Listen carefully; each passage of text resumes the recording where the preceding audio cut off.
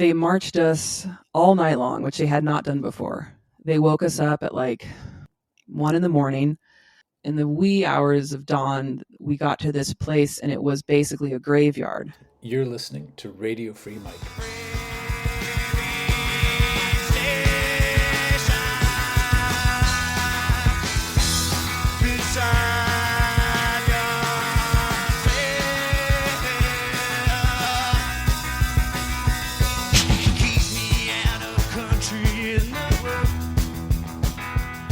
Hi, and welcome to Radio Free Mike, the podcast about freedom and its discontents.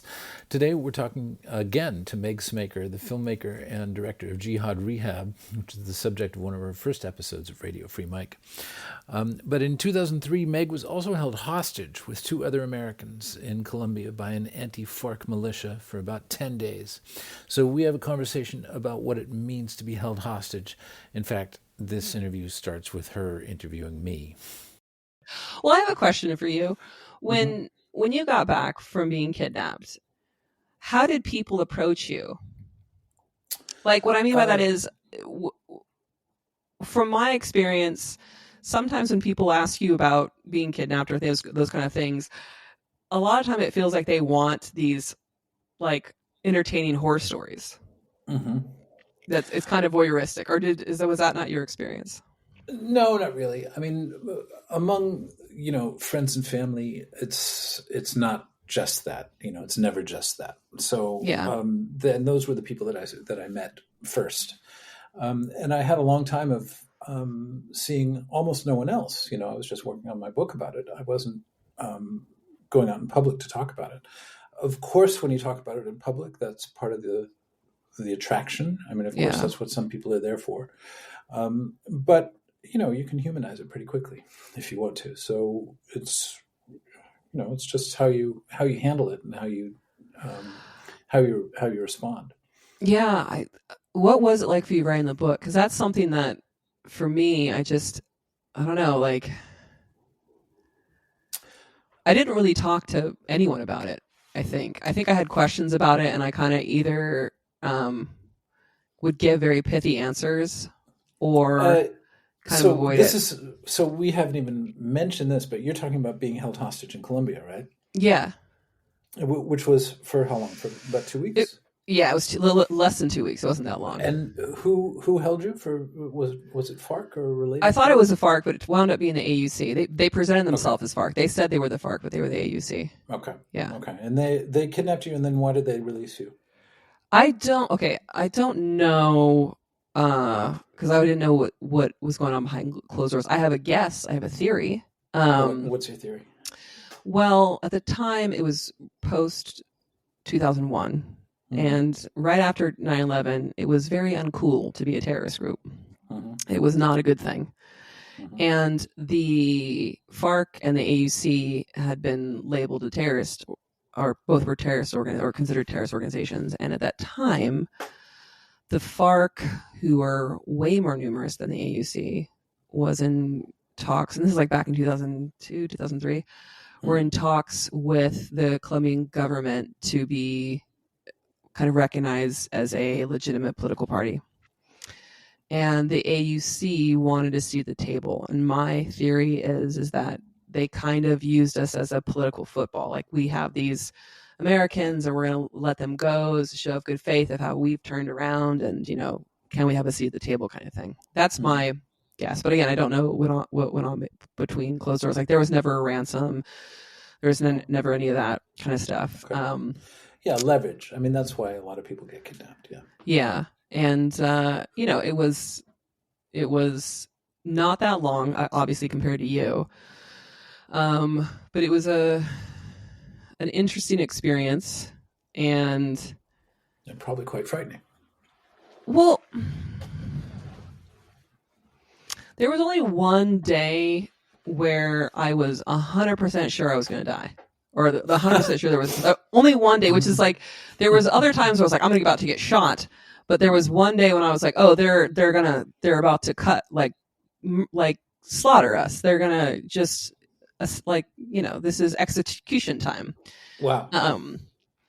But on the other days, you're like, I'm about to get shot, but not till tomorrow or something. Well, there was one time where we were in the jungles of the Darien Gap, and as one does, I was with a group of two other Americans, and there was 5 people that were guarding us, and it was at night in virgin jungle, which means it's complete pitch black, because virgin jungle means that the canopy is so thick you can't get a GPS signal. Like, you don't see the stars.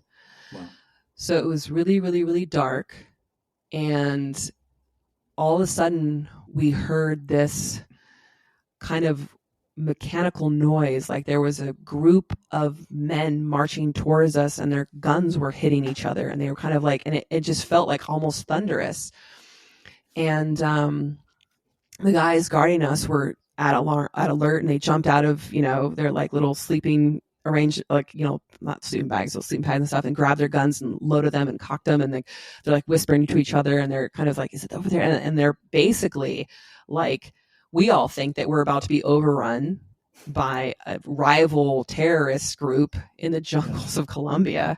Yeah. And so I'm like, fuck, man, this is like, and then Rob, the guy who was with me, he's like, get down, get to the lowest point, because otherwise if you're up high and they just start spraying away, you can get shot. So, we were trying to find the lowest point to like lay down. And then I looked over and Mark was like digging a hole. And it was just, and then all of a sudden, our guys just started unloading into the forest, in the pitch black, just clip after clip after clip for, I think, this doesn't sound that long, but it was at least for 3 to 5 minutes, which is of sustained gunfire, which is a very long time.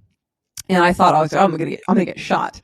Like, there's no way that I'm not getting shot in this exchange. And then, no one came. No one returned fire. Wow. And then the next morning, we realized what it was. They had killed someone that I was with the day before, and they had just left the body near us. And a group of wild boar. The group that had kidnapped me. There was someone that was with us that they had murdered in the jungle, and they just left his body there. And I didn't realize how close we were to the body when we were sleeping. And basically a pack of wild boar had sniffed it out and just made a meal of it. And the clicking that we heard was their tusks hitting together as they were just, devouring this body. Yeah. So that's what I mean. That was the day I thought, I'm going to get shot. Yeah, you were certain you were going to die. Yeah. That was not the day I was going to die. That was not. There was at the very end of it. They marched us all night long, which they had not done before. They woke us up at like 1 a.m, and then they marched us all night long.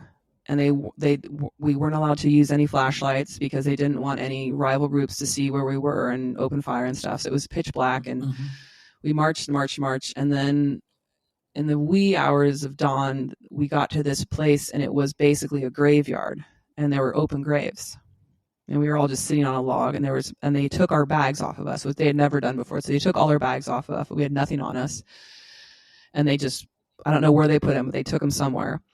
And then I was like, oh, okay, they're just gonna like shoot us in the back of the head in the graves, yeah, and that's it. And the thing is like, you have fantasies of what you would do in that situation.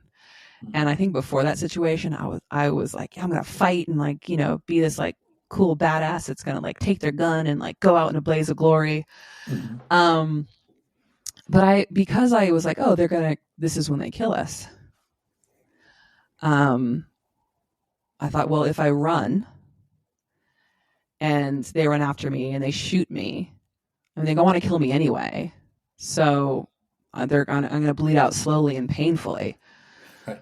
Or if I just stay here, it's just going to be really quick to the back of the head. So like, those are my 2 options. I'm just going to take option A, and they're just get quick to the back of the head. Okay. Right. So me and Rob and Mark were sitting on a log. And then next to these open graves. And they come and they get Mark. And they take Mark into the jungle away from us. And the guy, and they're gone for about 20 minutes, 30 minutes. And the guy who took Mark into the jungle comes back alone. I didn't hear a gunshot. I was like, oh, they took him into the jungle and they slit his throat. Shit. And then they took Rob. And then I was like, oh, they're doing us one by one. I was like, oh, they're leaving the woman for last because they're going to rape me. And then they're going to kill me. And then I was like, okay, now what do I do? And I was 100% sure that I was going to be going into the forest. I was going to be raped. I'm sorry to interrupt, but this has been a free preview of this episode. And the whole thing is open to paid subscribers to Radio Free Mike. So if you'd like to hear the rest, please hit the link in your show notes or in the body of the email we've sent you and upgrade your subscription over at Substack. Then you'll be able to listen to the full episode on any platform. Thanks for listening.